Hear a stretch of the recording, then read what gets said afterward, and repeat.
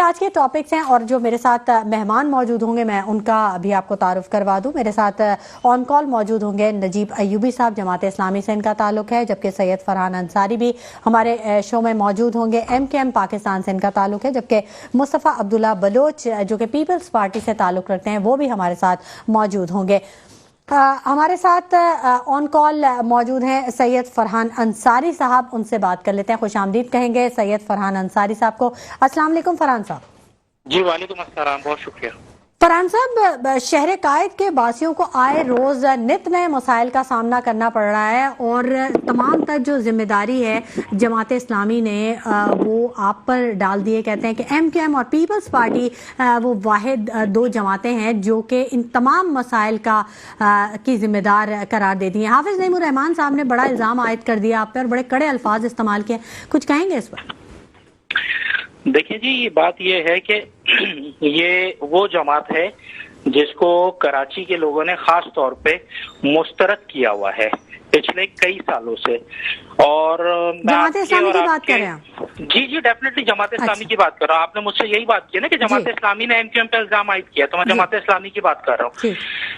اس وقت موجودہ جو نظام ہے، اگر میں غلط نہیں ہوں، کیونکہ ان کے الزام لگانے سے تو کچھ بھی نہیں ہوگا. دنیا اس وقت دیکھ رہی ہے ان کی بیوقوفانہ جو یہ گفتگو کر رہے ہیں، جو بھی صاحب بیٹھے ہوئے ہیں.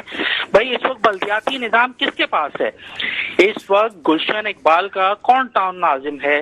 ناظم آباد کا کون ٹاؤن ناظم ہے؟ گلبہار کا کون ٹاؤن ناظم ہے؟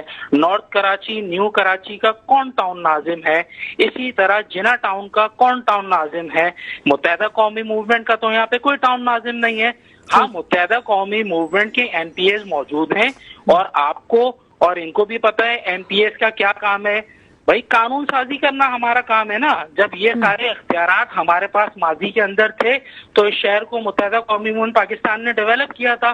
اب اگر آج یہ اتنے نااہل ہیں اور اگر ان سے اتنا کام نہیں ہو رہا یا ان کو اپنا اختیار ہی نہیں پتا یا یہ کرپشن میں لگ گئے ان کے ٹاؤن ناظمین، آپ نیچے جائیں نا، آپ نیچے جائیں تو ان کے کونسلر، چیئرمین، وائس چیئرمین کام توڑی کر رہے ہیں. یہ تو لوگوں کی پانی کی لائنیں بیچ رہے ہیں، یہ تو ٹھیے پتاروں کا کام بیچ رہے ہیں. تو ڈیفینیٹلی جب آدمی کام نہیں کرے گا تو کہیں جا کے تو منہ چھپائے گا. اور سب سے اچھی بات یہ ہے، سب کو متحدہ قومی موومنٹ یاد آ جاتی ہے، تو بھائی متحدہ قومی موومنٹ کے کام یاد رکھو نا. یہ چور بازاری تو اب نہیں چلنے دے گی متحدہ قومی موومنٹ.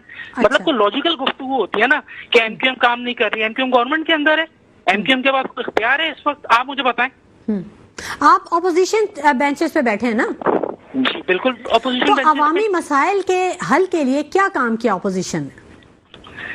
اگر آپ کا اتفاق ہوا ہو سیشن دیکھنے کا یا جتنی قراردادیں متحدہ قومی موومنٹ کے نمائندے اس وقت پیش کر رہے ہیں، چاہے وہ یا اپوزیشن کر رہے ہیں، چاہے وہ حالیہ بارشیں ہوں، چاہے وہ ٹارگٹ کلنگ ہو، چاہے وہ شہر میں اسنیچنگ ہو، اس وقت جو موجودہ صورتحال ہے کراچی میں روڈوں کا تو تصور ہی نہیں ہے. میں آپ کو بتاؤں، میرا جو علاقہ ہے جہاں سے میں منتخب ہوں وہ گلشن اقبال کا علاقہ ہے.